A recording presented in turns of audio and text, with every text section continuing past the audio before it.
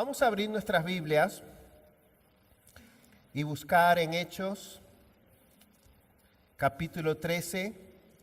En las palabras de Ray, él me introdujo la prédica realmente con varias cosas que él dijo muy en línea con lo que vamos a compartir. Vamos a seguir aquí en nuestra serie de los Hechos. Y ahora sí voy a poner aquí el cronómetro. Lo anterior no cuenta. Versículo 1 hasta el final. Dice, en la iglesia que estaba en Antioquía había profetas y maestros. Bernabé, Simón llamado Níger, Lucio de Cirene, Manaén que se había criado con Herodes el tetrarca y Saulo. Mientras ministraban al Señor y ayunaban, el Espíritu Santo dijo, apartadme a Bernabé y a Saulo para la obra a la que los he llamado. Entonces, después de ayunar, orar y haber impuesto las manos, sobre ellos los enviaron. Ellos pues, enviados por el Espíritu Santo, descendieron a Seleucia y de allí navegaron a Chipre. Llegados a Salamina, proclamaban la palabra de Dios en las sinagogas. Tenían también a Juan de ayudante. Después de haber recorrido toda la isla hasta Pafos, encontraron a cierto mago, un falso profeta llamado Barjesús, que estaba con el procónsul Sergio Paulo, hombre inteligente. Este hizo venir a Bernabé y a Saulo y deseaba oír la palabra de Dios. Pero Elimas, el mago, pues así se traduce su nombre, se les oponía tratando de desviar de la fe al procónsul. Entonces Saulo, llamado también Pablo, lleno del Espíritu Santo, fijando la mirada en él, dijo, tú, hijo del diablo, que estás lleno de todo engaño y fraude, enemigo de toda justicia, ¿no cesarás de torcer los caminos rectos del Señor? Ahora, he aquí la mano del Señor está sobre ti. Te quedarás ciego y no verás el sol por algún tiempo. Al instante, niebla y oscuridad cayeron sobre él e iba buscando quien lo guiara de la mano. Entonces el procónsul, cuando vio lo que había sucedido, creyó maravillado de la doctrina del Señor. Pablo y sus compañeros zarparon de Pafos y llegaron a Perge de Panfilia, pero Juan, apartándose de ellos, regresó a Jerusalén. Mas ellos saliendo de Perge llegaron a Antioquía de Pisidia y en el día de reposo entraron a la sinagoga y se sentaron. Después de la lectura de la ley y los profetas, los oficiales de la sinagoga les mandaron a decir, hermanos, si tenéis alguna palabra de exhortación para el pueblo, hablad. Pablo se levantó y haciendo señal con la mano dijo, hombres de Israel y vosotros los que teméis a Dios, escuchad. El Dios de este pueblo Israel escogió a nuestros padres y engrandeció al pueblo durante su estancia en la tierra de Egipto y con brazo levantado los sacó de ella. Y por un periodo como de 40 años los soportó en el desierto. Después de destruir 7 naciones en la tierra de Canaán, repartió sus tierras en herencia. Todo esto duró como 450 años. Y después de esto les dio jueces hasta el profeta Samuel. Entonces ellos pidieron un rey y Dios les dio a Saúl, hijo de Cis, varón de la tribu de Benjamín, durante 40 años. Después de quitarlo les levantó por rey a David, del cual Dios también testificó y dijo, he hallado a David, hijo de Isaí, un hombre conforme a mi corazón, que hará toda mi voluntad. De la descendencia de este, conforme a la promesa, Dios ha dado a Israel un Salvador, Jesús. Después de que Juan predicó antes de su venida un bautismo de arrepentimiento a todo el pueblo de Israel, cuando Juan estaba a punto de terminar su carrera decía: ¿quién pensáis que soy yo? Yo no soy el Cristo, mas he aquí viene tras mí uno de quien yo no soy digno de desatar las sandalias de sus pies. Hermanos, hijos del linaje de Abraham, y los que de entre vosotros teméis a Dios, a nosotros nos es enviada la palabra de esta salvación. Pues los que habitan en Jerusalén y sus gobernantes, sin reconocerle a él ni las palabras de los profetas que se leen todos los días de reposo, cumplieron estas escrituras condenándole. Y aunque no hallaron causa para darle muerte, pidieron a Pilato que le hiciera matar. Y cuando habían cumplido todo lo que está escrito acerca de él, le bajaron de la cruz y le pusieron en un sepulcro. Pero Dios le levantó de entre los muertos, y por muchos días se apareció a los que habían subido con él de Galilea a Jerusalén, los cuales ahora son sus testigos ante el pueblo.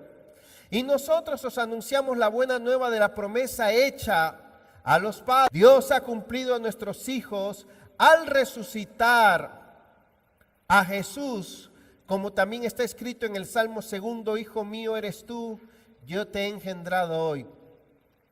Y en cuanto a que le resucitó de entre los muertos para nunca más volver a corrupción, Dios ha hablado de esta manera: os daré las santas y fieles misericordias prometidas a David. Por tanto, también dice en otro salmo: no permitirás que tu santo vea corrupción. Porque David, después de haber servido el propósito de Dios en su propia generación, durmió y fue sepultado con sus padres y vio corrupción. Pero aquel a quien Dios resucitó no vio corrupción. Por tanto, hermanos, sabed que por medio de él os es anunciado el perdón de los pecados. Y que de todas las cosas de que no pudisteis ser justificados por la ley de Moisés, por medio de él, todo aquel que cree es justificado. Tened pues cuidado de que no venga sobre vosotros aquello de que se habla en los profetas. Mirad, burladores, maravillaos y pereced, porque yo hago una obra en vuestros días, una obra que nunca creeríais, aunque algunos la describieran. Al salir Pablo y Bernabé, la gente les rogaba que el siguiente día de reposo les hablara de estas cosas. Y terminada la reunión de la sinagoga, muchos de los judíos y de los prosélitos temerosos de Dios siguieron a Pablo y a Bernabé, quienes hablándoles les instaban a perseverar en la gracia de Dios. El siguiente día de reposo, casi toda la ciudad se reunió para oír la palabra del Señor. Pero cuando los judíos vieron la muchedumbre, se llenaron de celo y blasfemando contradecían lo que Pablo decía. Entonces Pablo y Bernabé hablaron con valor y dijeron: era necesario que la palabra de Dios os fuera predicada primeramente a vosotros. Mas ya que la rechazáis y no os juzgáis dignos de la vida eterna, he aquí nos volvemos a los gentiles. Porque así nos lo ha mandado el Señor: te he puesto como luz para los gentiles, a fin de que lleves la salvación hasta los confines de la tierra. Oyendo esto, los gentiles se regocijaban y glorificaban la palabra del Señor, y creyeron cuantos estaban ordenados a vida eterna. Y la palabra del Señor se difundía por toda la región. Pero los judíos instigaron a las mujeres piadosas y distinguidas y a los hombres más prominentes de la ciudad y provocaron una persecución contra Pablo y Bernabé y los expulsaron de su comarca. Entonces estos sacudieron el polvo de sus pies contra ellos y se fueron a Iconio. Y los discípulos estaban continuamente llenos de gozo y del Espíritu Santo. Señor Jesucristo, oramos una vez más. Qué bella es tu palabra, cuánta verdad, cuánta sabiduría, cuánta dirección y luz hay en estas palabras para nosotros. Dios, aplícala a nuestros corazones, háblanos, impáctanos a través de ella, ilumina nuestros corazones con estas palabras y transfórmanos. Te lo pedimos en el nombre de Jesús. Amén. Alguien, si me puede poner uno de los abanicos que esta vez se olvidaron. El avance del reino de Dios se llama este mensaje. Muchos versículos, me ha cogido casi 10 minutos leerlo, así que esos 10 minutos no cuentan en la prédica. El avance del reino de Dios. Los otros días me encontraba en la graduación de mi niña, graduación de la universidad, la católica, madre y maestra, y algo me impactó. Me sorprendí como siempre de la gran cantidad de graduados, tan solo en esa ceremonia de graduación y tan solo en ese recinto. Se graduaron ese día 653 jóvenes y me puse a mirar las caras, cientos, jóvenes alegres, la mayoría, llenos de vida, cada uno tan diferente, de distintos trasfondos familiares. Leí muchos nombres, reconocí a algunos y de pronto me puse a estudiar lo que reparten, ¿cómo se llama? El programa, aquí está. Nombres y nombres, espero que nadie esté aquí. Pero Natalia Rodríguez, Sanel Valeria, Giancarlo Roja y son, ¿cuántos nombres dije?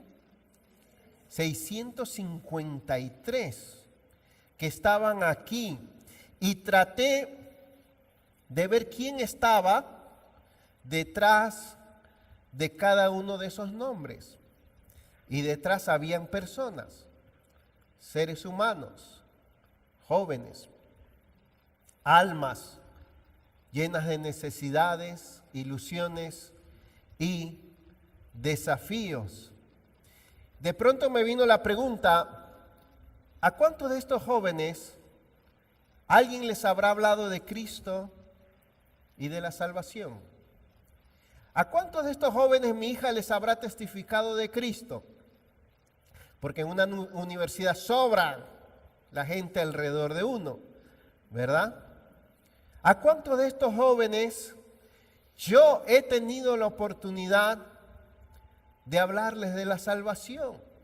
Y por supuesto, de esos 653, yo no le he hablado a ninguno de ellos acerca de ellos. Y eso que sí conocía algunos de esos nombres.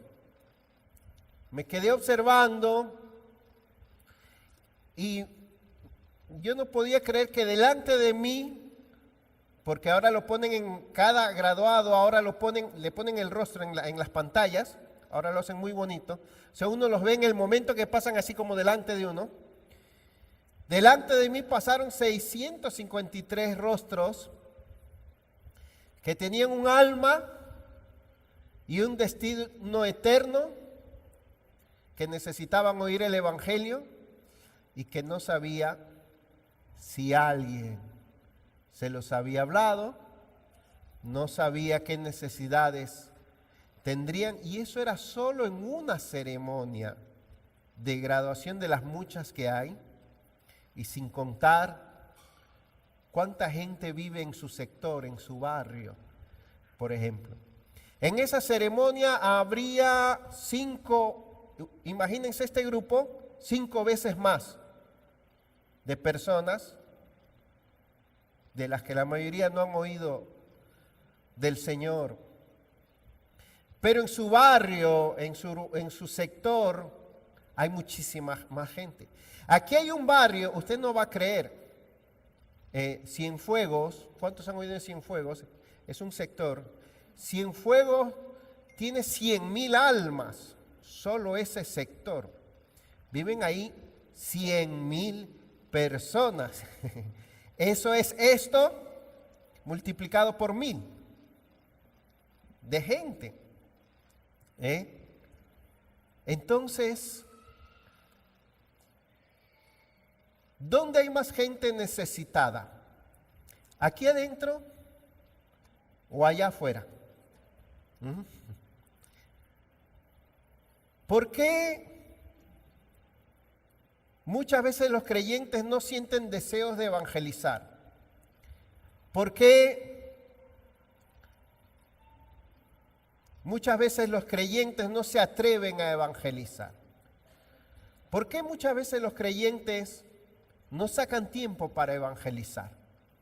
Yo sé que razones y excusas y justificaciones podemos llenar una lista de aquí a la puerta.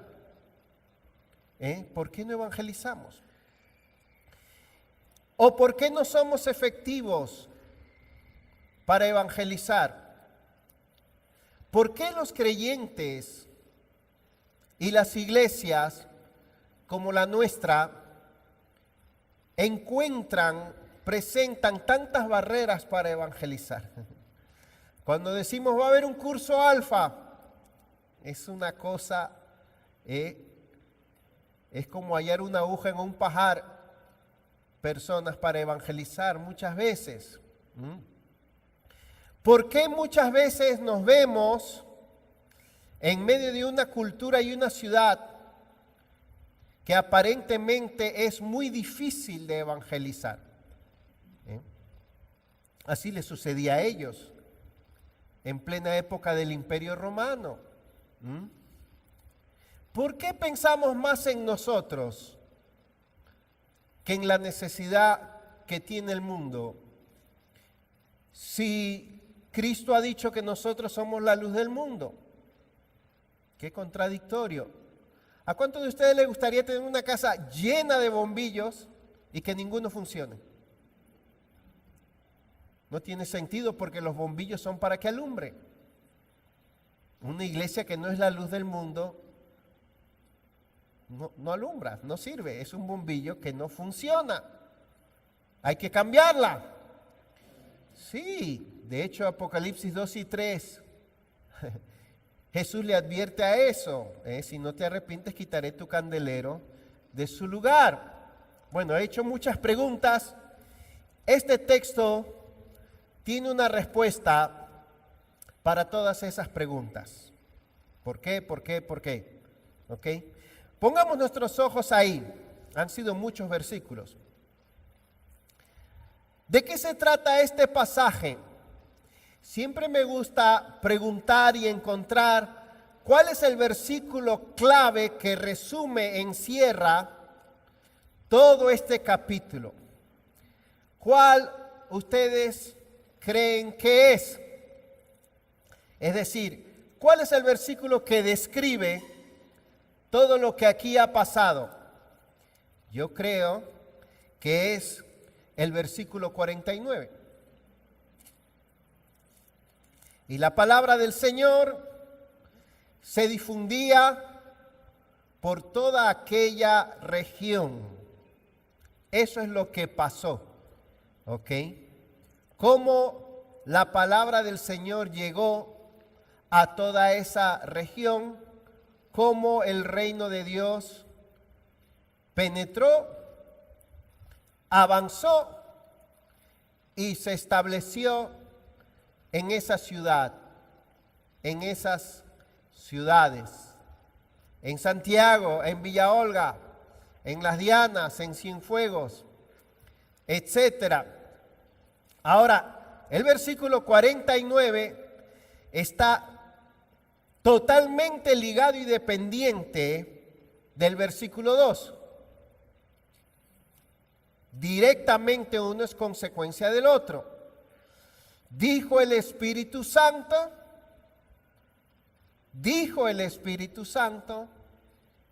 o sea, ¿de dónde vino lo que pasó? De Dios. Y en particular se resalta de Dios Espíritu Santo. El Espíritu Santo dijo, apártenme a Bernabé y a Saulo para la obra a que los he llamado. quiero dar más realce todavía, así que voy a ir lento.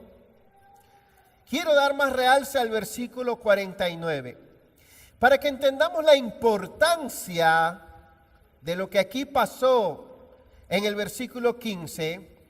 Quiero que coja sus dos deditos y sea muy rápido en pasar páginas. Mire Hechos 2:41. Pásele así rápido. Ya estamos ahí. O si tiene un iPhone, dele ahí rapidito. Doble clic. Dice Hechos 2:41. Voy a mostrarle versículos que describen todo el libro de los Hechos. Dice: entonces los que recibieron su palabra fueron bautizados y se añadieron aquel día como 3,000 almas. Hechos 4, versículo 4. Pero muchos de los que habían oído el mensaje creyeron, llegando el número de los hombres como a 5,000. Hechos 5:42. Y todos los días en el templo y de casa en casa no cesaban de enseñar y predicar a Jesús como el Cristo. Estamos estudiando este libro, así que lea conmigo. Hechos 6, versículo 7. Y la palabra de Dios crecía y el número de los discípulos se multiplicaba. Hechos 8, versículo 4. Dice: así que los que habían sido esparcidos iban por todas partes predicando la palabra. Hechos 11, versículo 13. Pedro está narrando de la visión de Cornelio. Verso 13 dice: y él nos contó cómo había visto al ángel de pie en su casa, el cual le dijo: envía a Jope y haz traer a Simón, que también se llama Pedro, quien te dirá palabras por las cuales serás salvo tú y toda tu casa. Hechos 12, capítulo 12, versículo 24. Pero la palabra del Señor crecía y se multiplicaba. Hechos 19, versículo 20. Así crecía poderosamente y prevalecía la palabra del Señor. Hechos 28, el último versículo que vamos a ver. Aquí en el último capítulo termina este libro diciendo, Hechos 28, verso 30. Y Pablo se quedó por 2 años enteros en la habitación que alquilaba y recibía a todos los que iban a verlo, predicando el reino de Dios y enseñando todo lo concerniente al Señor Jesucristo con toda libertad y sin estorbo. Acabamos de hacer un estudio completo del libro de los Hechos. Volvamos al capítulo 13, versículo 49.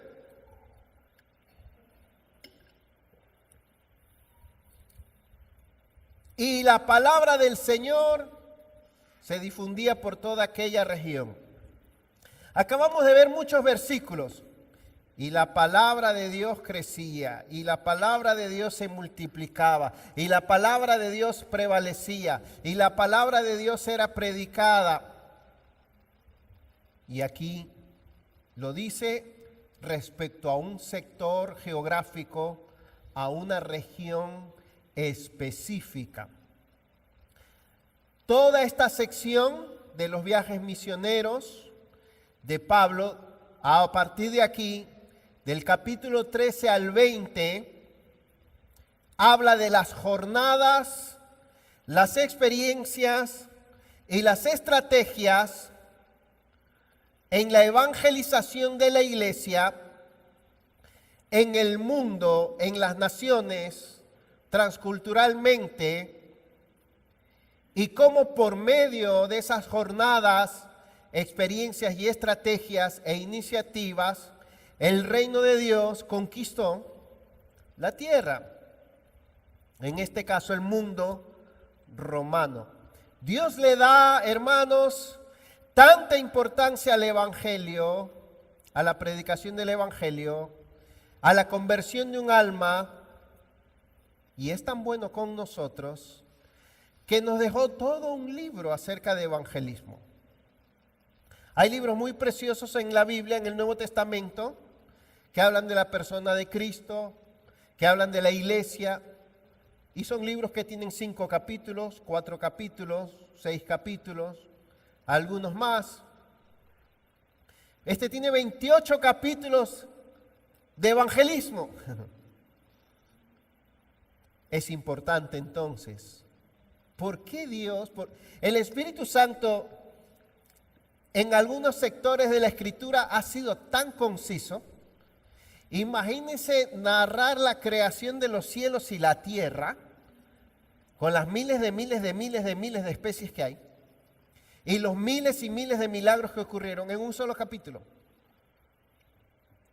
Pero cuando habla de evangelización, el Espíritu Santo se explayó y nos dejó todo un libro de 28 capítulos. Este capítulo en particular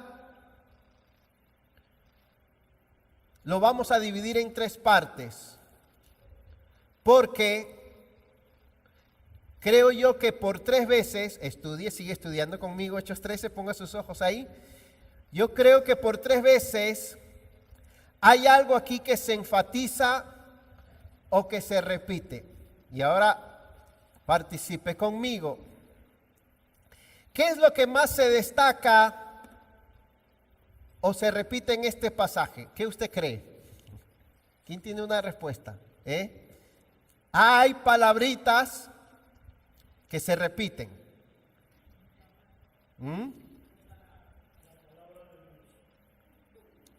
No. Miren, versículo 2. Mientras ministraban al Señor y ayunaban, el Espíritu Santo dijo. Versículo 4. Ellos pues, enviados por el Espíritu Santo, descendieron a Seleucia. Versículo 9. Entonces Saulo, llamado también Pablo, ¿qué? ¿Lleno de qué? Del Espíritu Santo. Versículo 52. Y los discípulos estaban continuamente llenos de gozo y de qué. ¿Está de acuerdo que repite varias veces el Espíritu Santo? Ahora, sigue estudiando conmigo. Si este capítulo fuera una película, y es una narrativa que parece una película, tiene 3 escenas diferentes. Y en las 3 se destaca la persona del Espíritu Santo. De los versículos 1 al 3, la primera escena que tenemos es la iglesia local reunida, ¿verdad que sí? ¿Está ahí, sí o no? ¿Ok? De los versículos 4 al 12 cambia totalmente la escena y lo que se presenta es la labor evangelística de Pablo y Bernabé. Viajaron aquí, viajaron allá, cayeron en esta ciudad, fueron a la otra, tomaron un barco, tomaron un bus, hablaron aquí, etc. ¿Verdad que sí? ¿Estamos de acuerdo? Y de los versículos 13 al 43 cambia la escena, ¿verdad que sí? toda una predicación larguísima. La escena cambia a la larga predicación en la sinagoga de Antioquía de Pisidia por parte de Pablo. Así que en base a esas tres escenas, les estoy diciendo cómo se estudia un pasaje, en base a esas tres escenas, a esas tres secciones, vamos a ver 3 puntos. Y hoy nos quedaremos solo con el primero, no se preocupen. El primer punto que vamos a ver es la iglesia que necesita el mundo. Versículos del 1 al 3. El segundo punto que vamos a ver es el trabajo que necesita el mundo. Versículos del 4 al 12. Y el tercer punto que vamos a ver es el mensaje que necesita el mundo. ¿Estamos de acuerdo hasta aquí? ¿Tiene alguna objeción con mi interpretación? ¿Ok? Y todo vigorizado e impulsado por el Espíritu Santo. Es decir, que tenemos aquí la iglesia que necesita el mundo, una iglesia fortalecida por el Espíritu Santo, llena del Espíritu Santo. Número 2, el trabajo que necesita el mundo, un evangelismo asistido, guiado por el Espíritu Santo. Y número 3, el mensaje que necesita el mundo, un mensaje ungido con el Espíritu Santo. Eso es lo que produjo el Espíritu Santo para el avance del reino de Dios. Número 1, formó una iglesia que impulsaba el avance del reino de Dios. Número 2, reveló el trabajo que caracteriza el avance del reino de Dios. ¿Ok? Y número 3, dio la enseñanza o el mensaje en el cual consiste el avance del reino de Dios. Piense un momento más en todo esto que le acabo de decir. Así que tenemos en este capítulo número 1 una iglesia con la gente adecuada para el avance del reino de Dios. Número 2, el trabajo adecuado para el avance del reino de Dios. Y número 3, el mensaje adecuado para el avance del reino de Dios. Sin esas 3 cosas, nos quedamos aquí sin ir afuera. Siempre habrá más necesidad afuera y nosotros aquí adentro. Y no podremos ser luz para el mundo. Veamos qué hizo el Espíritu Santo en esas 3 áreas. Número 1, la iglesia que el mundo necesita. Es decir, la iglesia que sostiene el avance del reino de Dios. Y claro, lo que vemos aquí, versículos del 1 al 3, es que el mundo lo que necesita es una iglesia misionera, militante, fuerte. El perfil que vemos en esta iglesia es una iglesia preparada para las misiones. Pero ¿cómo es una iglesia preparada para las misiones? Dice aquí, ministrando estos al Señor y ayunando, dijo el Espíritu Santo. ¿Qué significa el hecho de que el Espíritu Santo haya podido hablar, guiar y darle un mandato a esa iglesia? Bueno, significa que el Espíritu Santo ahí estaba presente, por lo menos. Se manifestaba notoriamente también. Gobernaba también. Hacía lo que quería también.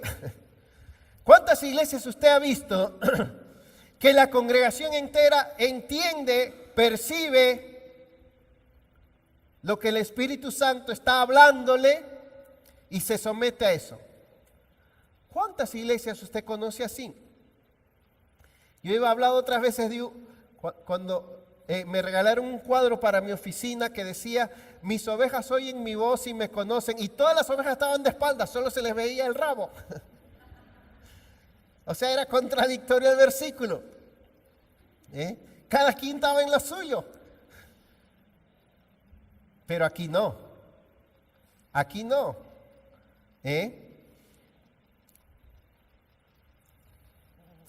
Significa, y eso es lo que le voy a llamar a la iglesia en Antioquía, que esta era una iglesia vertical.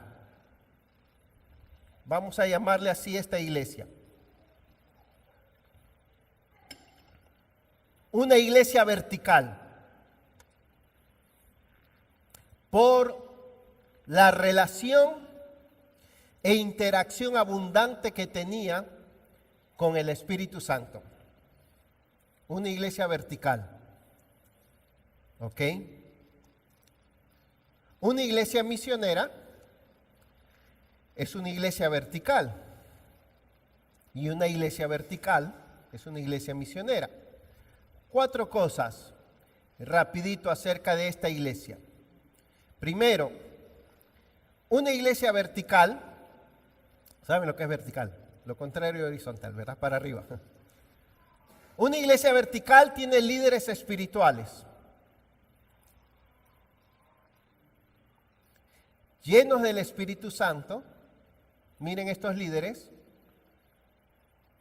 con intereses espirituales y ocupaciones espirituales. Estos líderes, 5, no estaban jugando golf, aunque se puede, cuando hay descanso, ¿verdad? Estos líderes tenían sabiduría y visión espiritual, tenían una misión espiritual, un enfoque espiritual.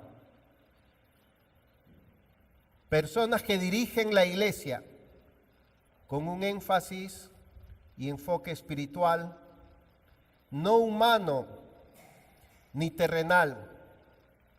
Habían profetas y maestros, eso ya lo dijimos hace 2 domingos, es decir, personas dedicadas a que Dios le hable a la iglesia por medio de su palabra y por medio de la guianza del Espíritu Santo. Por eso habían maestros y habían profetas. Así que eso es número 1. Una iglesia vertical tiene líderes espirituales. Número 2, una iglesia vertical tiene una ocupación espiritual. Le da prioridad a la oración y a la adoración, a la comunión con Dios, al buscar de Dios, al punto que es capaz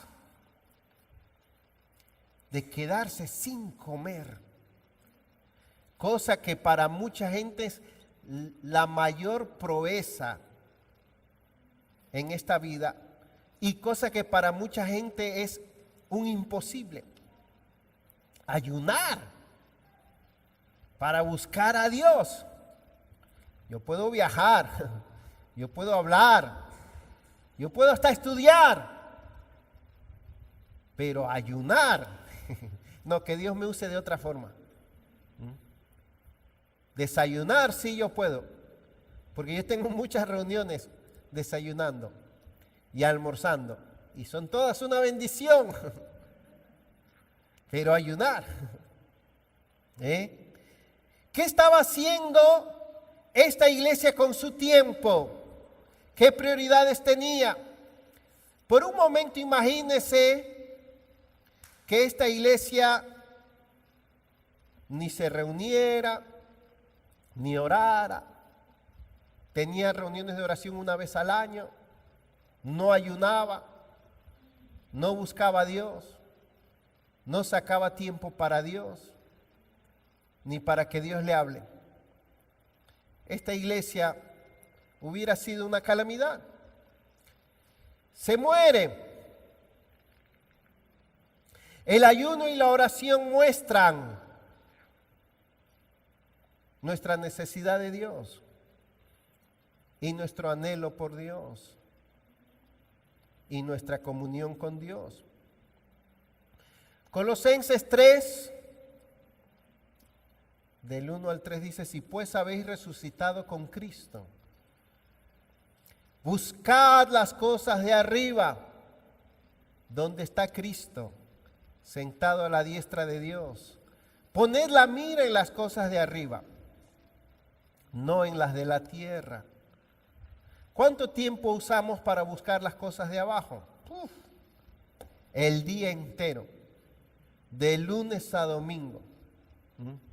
Hay iglesias donde, mire, están contando los segundos para que termine el culto y volver a lo mismo, salir volando. Hay iglesias que le han pedido a sus pastores que el culto dure 1:15, entre alabanza y prédica y todo. En serio. ¿Por qué? Porque no tienen tiempo. Claro que no se tiene tiempo, ¿verdad? Buscad las cosas de arriba. Mateo 6. No os afanéis por esto, por esto, por esto. Más buscad, versículo 33. Primeramente el reino de Dios y su justicia, y todas las demás cosas os serán añadidas. Si algo produce el Espíritu Santo en nosotros, es que nos impulsa, motiva, nos fortalece para buscar más de Dios, para obedecer más a Dios y para ocuparnos más en Dios. La iglesia misionera es misionera porque es obediente. Y una iglesia misionera, una iglesia obediente, vertical, comienza de rodillas, comienza buscando a Dios, comienza experimentando ese cambio, ese impulso en la presencia de Dios, con oración, con adoración, con ayuno. Las misiones de este capítulo fueron una respuesta a la adoración, a la devoción de esta iglesia. Esta iglesia pasó su tiempo reenfocándose espiritualmente y preparándose espiritualmente. Y eso tuvo un efecto. Buscaron a Dios lo suficiente y se alinearon con Dios lo suficiente como para que el Espíritu Santo pudiera hablar en medio de ellos y pudiera dirigir las cosas. Lo tercero de una iglesia vertical es eso.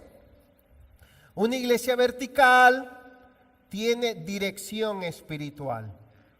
Es decir, sabe lo que tiene que hacer, sabe a dónde ir, sabe qué iniciativas tomar y cuáles son las siguientes actividades que debe emprender. Yo glorifico a Dios tanto cuando hay un hermano que no, sin esperar que los pastores organicen o sugieran, de pronto viene con una iniciativa, con una carga para evangelizar, para alcanzar almas, para servir aquí.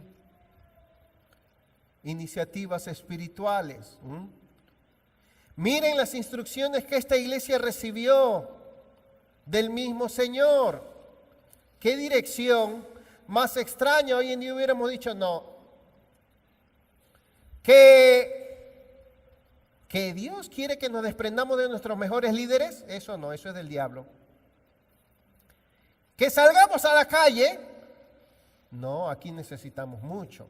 No, aquí esto, no, aquí nos llevamos bien, aquí la pasamos de maravilla.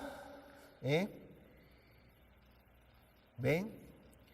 Y número 4, una iglesia vertical es una iglesia de carácter espiritual. Responsabilidad y carácter espiritual. Versículo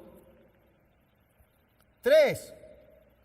Entonces, después de ayunar y orar, impusieron las manos sobre ellos y los enviaron.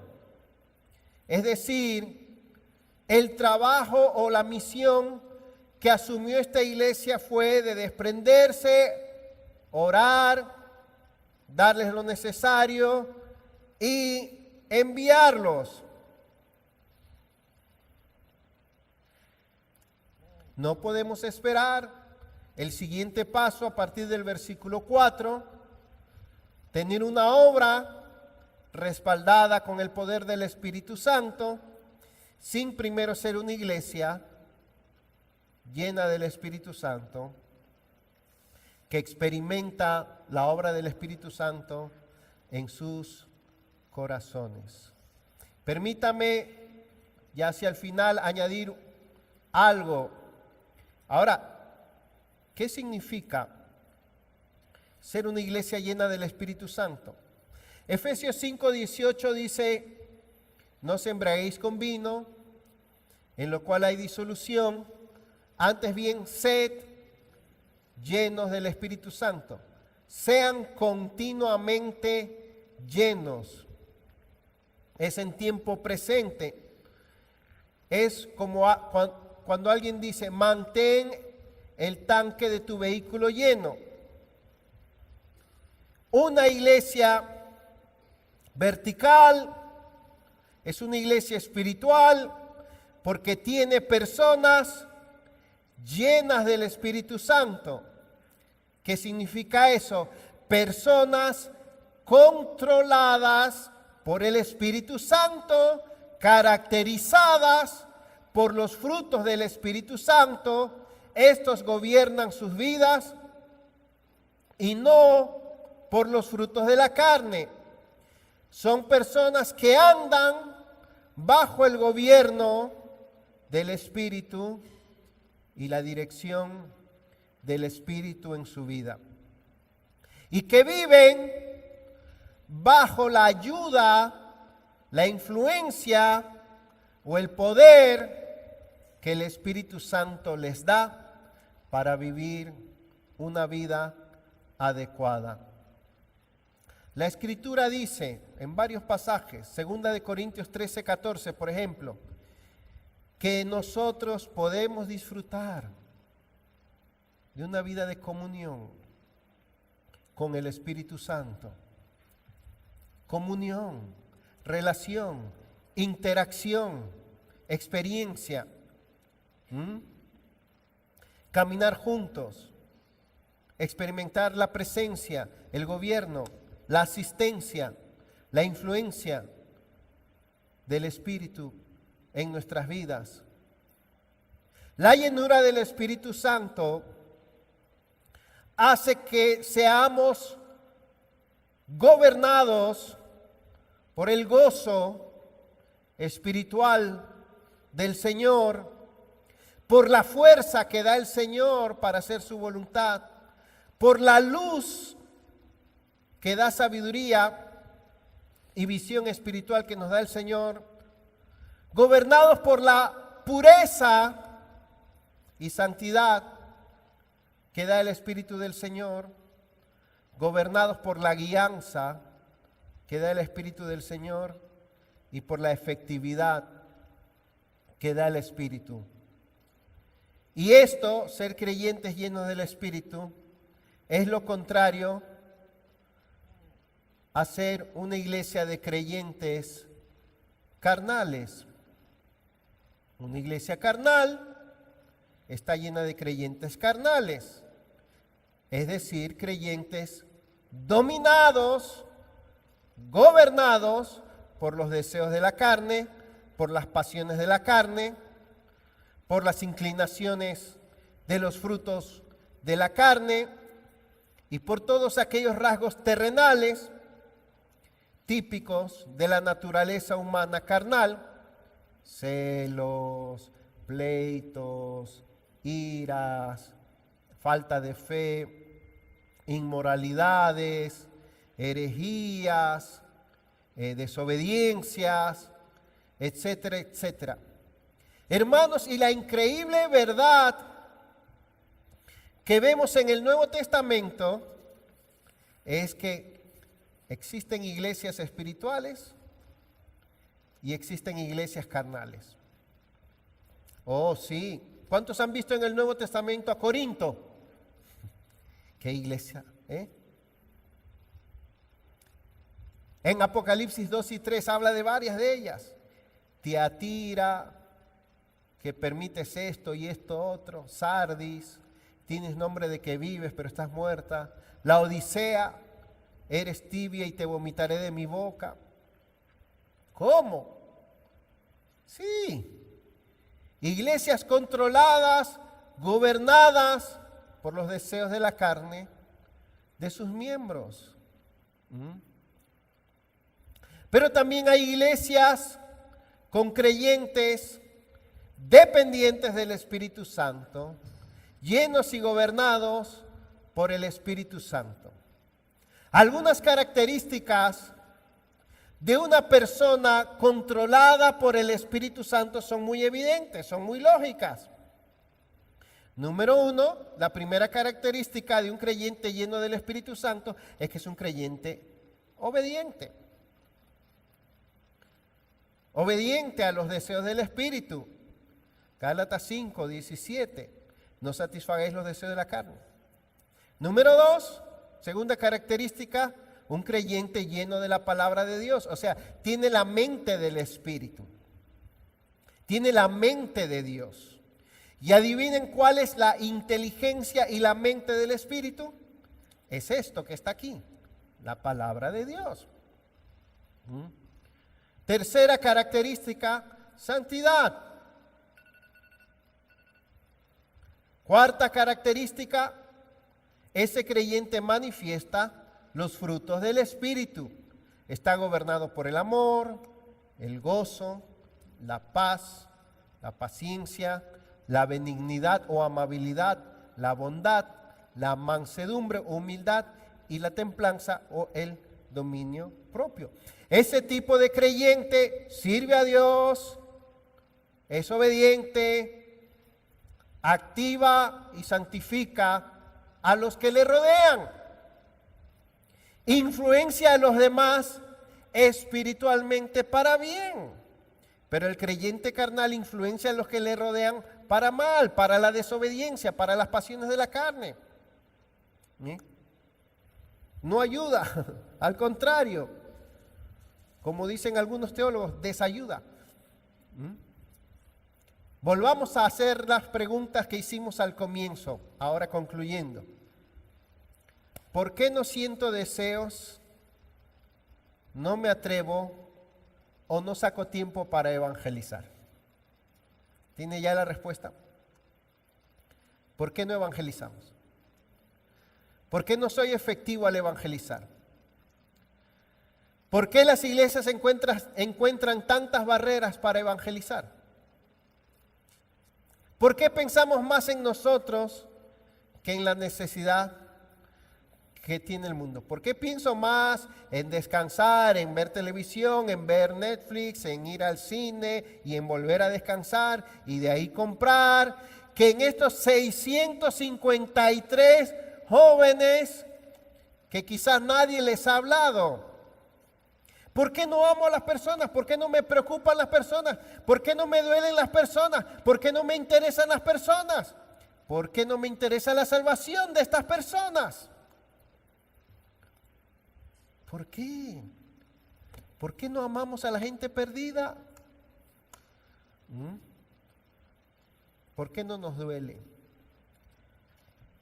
Tanta gente que hoy día, hoy domingo, ¿cuánto es? ¿20 cuánto? Se va a ir al infierno. ¿Tenemos la respuesta? Esta iglesia de Antioquía solo puede ser entendida siendo vista a la luz de una iglesia que vivía totalmente bajo el control, el gobierno, la dirección, la mente, el propósito y la fortaleza del Espíritu Santo. Se puede vivir tan lleno del Espíritu Santo que se pueda decir a esa persona el Espíritu lo guió, lo usó, lo mandó, le habló? Sí se puede. Sí se puede. Ahora te pregunto, ¿cuántas cosas en nuestras vidas pueden estar siendo estorbo para que el Espíritu Santo sea el que controle tu vida, gobierne tu vida, transforme tu vida y use tu vida? Si te ves falto de fervor, de poder, de efectividad, de valentía, quizás puede ser porque algo está estorbando la obra del Espíritu Santo en ti. ¿Puedes volver a ser un creyente vertical a quien el Espíritu Santo guía, controla, fortalece y usa? Sí, sí. Es sencillo. Número 1, vuelve a ponerte a orar y a buscar de Dios. Busca su rostro y Él te va a responder. Y Él te va a transformar. Y Él va a quitar muchas cosas de ti. Número 2, confiésale tus pecados, arrepiéntete y apártate de ellos. Si tienes inmoralidad, odio, celos, amargura, alguna herida, mentiras, fraudes, resentimientos, Él te puede limpiar el corazón. Él lo hace. Número 3, apártate de las vanidades, las necedades y las pequeñas zorras, como lo dice la Biblia, que contaminan tu vida, que te roban poder, te roban santidad, te roban gozo, te roban cercanía de Dios y te roban tiempo para Dios y te hacen ser desobedientes. Para algunos es algo tan sencillo como dejar ciertos amigos, ciertas compañías. Para otros es algo tan sencillo como sacar más tiempo para Dios. Para otros, los que les roba al Espíritu Santo de sus vidas es la televisión, cierto tipo de películas. Para otros es las redes sociales. Algo tan sencillo te roba el Espíritu Santo. Para otros es la pereza. Tan sencillo como que eres perezoso, no te levantas, no sales, no haces, no te pones de pie. Y número 4, reorganiza tu vida, reconsagra tu vida y comienza a dedicarte más a Dios y a su reino. Y punto.